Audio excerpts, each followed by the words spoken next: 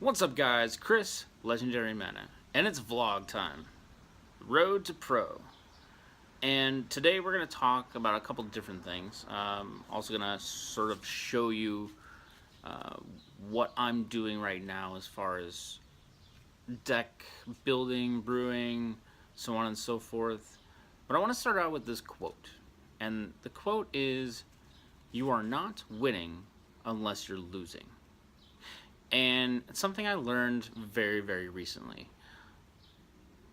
The whole philosophy is, you need to learn from your mistakes. And making mistakes typically means that you're losing. Not always. I mean, you can win and still make mistakes, but I think, as it's been said to me, or sort of how I interpret it, is that you don't recognize your mistakes very easily when you're winning all the time. However, you can easily pick up mistakes when you're losing. And some of the best players in any sport, so to speak, not just Magic the Gathering, but just in any sport. I've played baseball, I've played basketball, I've done cross country in my life. So I've played a lot of sports, so I know what it's like to be in a sporting environment. Now, I'm not saying that Magic the Gathering can be compared to a physical athlete sport like that, but I think the mentality, the idea, the thought, the sort of mental preparedness is very, very similar. Um, if you, I'll think about it this way: you walk into a game thinking, "Oh, I'm gonna win," and you win. Typically, you're not going to look for mistakes because, well, you have won. So, well, some people will have this attitude that, well, I didn't make any mistakes, I won. When oftentimes that's not true. Look at most NFL teams. They win, but they still look for mistakes that they make. They review tape, they review play formations, who their opponents, and sort of try to exploit their mistakes. And that's how you lose, when people exploit your mistakes. Magic the Gathering is not much different in the way that you play a match of 3 games, and if a player notices a mistake that you're making, they're going to try and test you again. If you make that mistake again, they're going to exploit it. They're going to find their window, and they're going to make sure that you pay for your mistake. Those are the times when you learn from that and you sort of become a better player. And those are some of the things that I'm trying to do right now. I've made a lot of mistakes in Magic. I played a PPTQ recently, modern PPTQ, and I went more with my gut on what I felt like was my best sort of line to win. And as far as deck, makeup, cards that are in it, sideboard options, everything, I sort of weighed everything out and didn't completely take the advice of others. I took some, but other parts I didn't, and I lost badly. So my takeaways from there are, maybe listen to people much more, or if you have questions on the advice that they're giving you, be sure to ask those questions. Oftentimes, feedback that you get or suggestions that you get, you may not understand, much like I likely did not understand the suggestions that were being brought to me on how to play it, how to put it together. But at the same time, it's not just up to somebody else telling you. You have to test and you have to work at it to understand how the concept works. I didn't have time for that, so I sort of just had to say I'm going to go with what my gut and what I felt was right, and I was wrong. So, which brings me to, let's see here, I got some notes here, sorry. The one thing I want to talk about is things that can make me better. I think testing, playing more, and testing against decks that I feel that I'm going to face. Now, one of the things that I think about is, well, I've gone now to 2 PPTQs, modern PPTQs, and each one is different.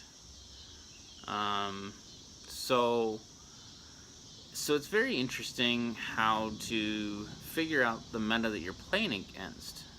For instance, the PPTQ that I just played this past weekend, played against Ad Nauseam. Like, I haven't seen Ad Nauseam played in forever, and I had no answers for Ad Nauseam, you know. And so that was a little strange to me. And so then I was just like, okay, well, not much I can do here. I mean, once they go off, it's done. I mean, I was playing elves, so really my only answer is Reclamation Sage to get rid of either Phyrexian Unlife or get rid of any of their artifacts that help them go off. But, you know, there's only so many answers, and there's only so many opportunities to get those answers in your deck, especially when you're playing elves, because elves is a pretty, it's a kind of a go home or you know, go hard kind of, you know, build or deck. You know, it's like an all-in deck, as opposed to, oh, I got a bunch of options that I can sub in for this or that or the other thing. And I built my deck around Affinity, Death Shadow, you know, some Tron and some other, you know, just, I wouldn't say hate, but just like things to help combat those. But when you talk about going against something kind of just off the wall like Ad Nauseam, which has been a deck for a long time and it's been around for a while, but I just haven't seen it a lot recently, and it doesn't really come up on any of the charts, so to speak. So anyways, so making a long story short, the things that I would do differently is to sort of find a deck that gives me a better chance to win, as opposed to win sometimes. And I think that is the difference between playing something that you're passionate about, but at the same time you need to let go of that passion sometimes. The next thing I wanted to talk about is knowing your strengths. Know where your strengths are, and know where you don't have any strengths. And what I mean by that is this. I tried Control out for quite a while. I couldn't get Control to work for me. I think it's just how I play, how I want to play, how my mind works. Everybody has an archetype. You can't just pick up any old deck and play. It doesn't matter even if it's a top tier deck or not. And that leads me to my next point. And that's basically, even if you are playing the best deck out there, if you don't know how to play it, or it's something that you're not really into playing, it's really hard to get into it. Or at least that's the case for me. I kind of struggled in Standard for a while, until Travis Wu sort of turned me on to Black White Zombies, you know, a deck that wasn't really played a lot in Standard. And it was something that they kind of brewed at the Pro Tour, this last Pro Tour, and the deck was great. I liked it. It was fun to play. I enjoyed playing it. I didn't win every single game, but at the same time, I was familiar with the deck, I was familiar with the archetype, and I was very familiar how to sort of play that style of play. Which it led me to, you know, get close to a top 8 in a PPTQ, you know, shortly after I started playing it. Like, I picked it up maybe 2 weeks, 3 weeks before the PPTQ, and I could have top 5, made 2 or 3 mistakes that kept me out of the top 8. And I mean, I beat a Marvel deck. I beat Is It Control? You know, I mean, so I was doing well with the deck and was very confident with it. And that's, again, playing what you know, knowing where your strengths are, is very important, because without that, it could be hard for you to succeed. Not saying it's impossible, just saying that it puts you at a disadvantage. Before I show you sort of like my process of what I'm doing right now with the deck, the last piece is just stick with what you know. A lot of people want to say, you know, oh, well, you should play this because it's the best deck out there, or you should play that because it's the best deck out there. Well, one of the things that I'm doing is, and I'm going to walk into the studio here and I can then show you the deck, but while I'm doing that, let's talk about, you know, what I'm doing right now is I enrolled with the Mastermind with Travis Wu and his team of coaches and people who play Magic professionally a lot. Whether it's limited, modern, standard, all of it. And they're you know, kind of coaching has sort of helped me kind of just really come to more of these conclusions. I'm sure if you haven't seen any of his stuff before, if you're not aware of who Travis Wu is, I'll put a link in the below to his YouTube channel so you can check it out. But the Mastermind has made me a much better thinker on how I play, and they're starting to, you know, make me understand certain things more.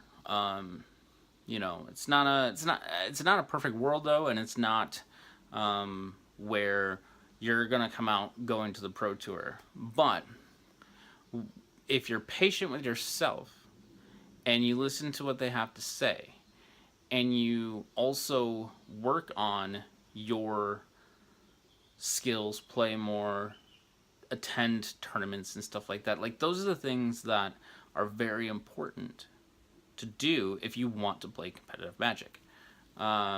It's hard. I mean, it's really hard. I mean, I can say that I feel much better about my play these days, and I'm also, you know, keeping a journal on the games that I play and who I play against and how I fare and the sideboarding options that I go with, because so I can go back to that, because I can't remember every single match every time I play. But if you can go back to that information, that'll help you go forward when you're, say, playing in the next tournament and that deck comes up. You can go back and say, oh yeah, I did this and this, or I recognize that I screwed up here, I should fix it by playing this card, or what have you. So it just gives you a way to sort of, you know, get more information about your competition and help you take that next step, that next leap forward of not making that same mistake again, or thinking, oh hey, you know what, I screwed up on my sideboard, maybe I should have this card or that card. You know, things that you think of on the spot that sometimes when you get back home later, you're like, oh, I don't remember what I was thinking, or what, and then you just pass it by. It's those little opportunities that you need to take advantage of. So, and that's some of the things that I'm doing differently, and some of the things that I would recommend to you. So I mentioned that I play black-white zombies, and so I'll just show you the deck here. It was updated shortly after the announcement of some of the cards, so the cards that I have in sleeves right now are ones that are actually part of the deck currently, and that's 3 Fatal Pushes, 4 Wayward Servants, 2 Binding Mummies, 4 Dark Salvation, 4 Liliana's Mastery, 4 Lord of the Cursed, 4 Digraph Colossus, 4 Dread Wanderers, 4 Crypt Breakers, and 3 Gideon Ally of Zendikar. So this is, I mean, I'm not gonna lie, this deck is not something that you really found in the meta or anything that was highly touted in the meta, but it existed. I have seen variants of this when I have played at various things like Friday Night Magic and so on and so forth. But, so anyways, I'm working on my process to sort of figure out what is the next step. Is this deck still viable for Standard? And I believe it is. I've also have gone back and forth with Travis and kind of talking about it, and he believes also that it's still a very viable deck. The question is what are the pieces that could be? Do we need to change anything? Is there anything that needs to be updated or fixed or so on and so forth to go with the new meta? So some of the things that what I do is I'll start pulling aside cards that just came out in the new set that I feel that could be possibilities. So for instance, Torment of the Hellfire, Emmett the Eternal, Cursed Horde, Wretched Camel, Moaning Wall, Marauding Boneslayer, and Kenra Eternal. Then there's Unraveling Mummy, Disposal Mummy, Unconventional Tactics, which I really love this card. I played this in Sealed. Oketra's Last Mercy, possibly. Solemnity, and Mummy Paramount. So I'm not saying that all of these cards work in this deck, or I will take out cards to fit all of these cards in. What I do is I sort of just look, say, okay, what are cards that I think possibly could fit, and then I start paring down from there. So that's what I'm working on right now. I'll actually have a deck tech coming up soon with this deck in it. Probably in the next day or so, by the time you see this video. It might come out on, Tuesday or Wednesday, I believe. I'm not sure just yet, because I'm still kind of testing a few things out with it, but I'm really liking where I'm headed with it. So until next time, I bid you farewell. I hope you have a great day.